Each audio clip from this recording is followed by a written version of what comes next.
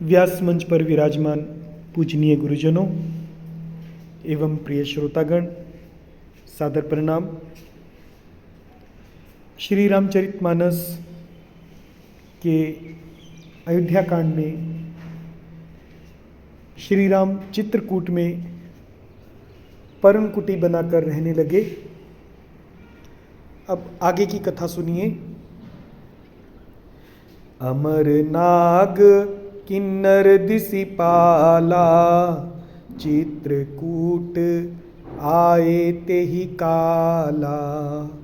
राम प्रणाम कीन सब काहू, मुदित देव लही लोचन लाहू।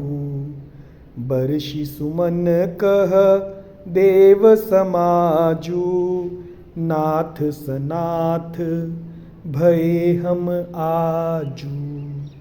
करि बिनती दुख दुसह सुनाए, हर्षित निज निज सदन सिधाए। चित्रकूट रघुनंदन छाए, समाचार सुनी सुनी मुनि आए। आवत देखी मुदित मुनि वृंदा, कीन दंडवत रघुकुल चंदा। मुनि रघुबर ही लाई उर लेहि, सुफल होन हित आशीष देहि। सिय सौमित्री राम छवि देखहि, साधन सकल सफल करि लेखहि। जथा जोग सन्मानि प्रभु, विदा किए मुनि वृंद। करहि जोग जग जाग तप, निज आश्रम ही सुछंद। अब आप इन चौपाइयों का अर्थ सुनेंगे। अमर, अमृत पिया था देवताओं ने, उसके बाद वे अमर हो गए। अमर, नाग, किन्नर और दिशिपाल, दिक्पाल चित्रकूट आए तेहि काला, ये सब मिलकर चित्रकूट में उस समय आए। राम प्रणाम कीन सब काहू, और श्री रामचंद्र जी ने सब किसी को प्रणाम किया। मुदित देव लही लोचन लाहू, मुदित यानी प्रसन्न हो गए देवता। लही लोचन लाहू, लोचन यानी नेत्रों का, लाहू यानी लाभ, यानी श्री राम जी के दर्शन का लाभ प्राप्त करके प्रसन्न हो गए देवता। बरषि सुमन, फूलों की वर्षा करके, कह देव समाजू, फूलों की वर्षा करके देव समाज ने कहा।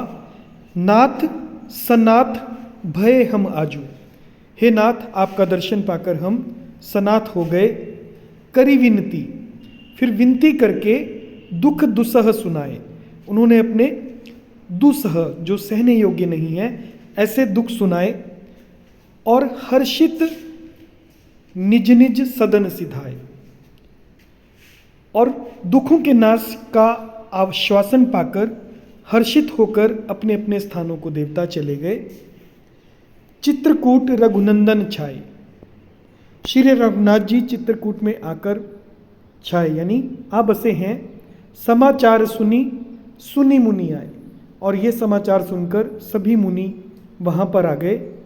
आवत देखी मुदित मुनि वृंदा, और मुनिवृंद यानी मुनियों की मंडली को आते हुए देखकर कीन दंडवत रघुकुल चंदा, श्री रामचंद्र जी ने उन्हें दंडवत प्रणाम किया।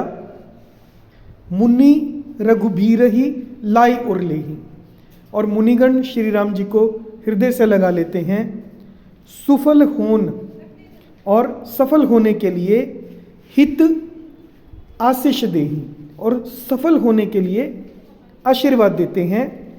सिय सौमित्री राम छवि देखी, सीता जी, सौमित्री यानी लक्ष्मण जी और श्री राम जी की छवि देखकर साधन सकल सफल करि लेखहीं, और वे अपने सभी साधन जप तप योग ध्यान साधना जो भी वो करते हैं उन साधनों को सफल हुआ समझते हैं कि श्री राम सीता और लक्ष्मण जी के दर्शन हो गए।